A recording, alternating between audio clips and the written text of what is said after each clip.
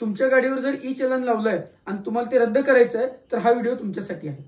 वाहतुकीच्या नियमांचं पालन केलं नाही तर गाडीवरती ई चलन लावलं जातं, परंतु बऱ्याच वेळेला ते चुकीचं असतं किंवा आपल्याला मान्य नसतं। अशा वेळेला ते रद्द कसं करायचं, तर ज्या पोलीस ठाण्यानं तुम्हाला ते ई चलन लावलेलं आहे त्या पोलीस स्टेशनमध्ये तुम्ही प्रत्यक्ष जावं लागतं।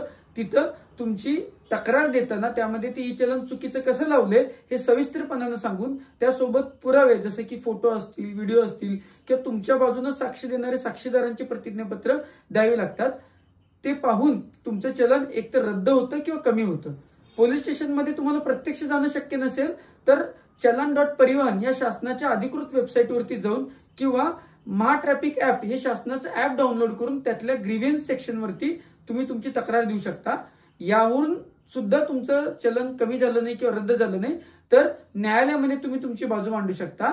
लोक न्यायालयामध्ये तुम्ही तुमची तक्रार सांगू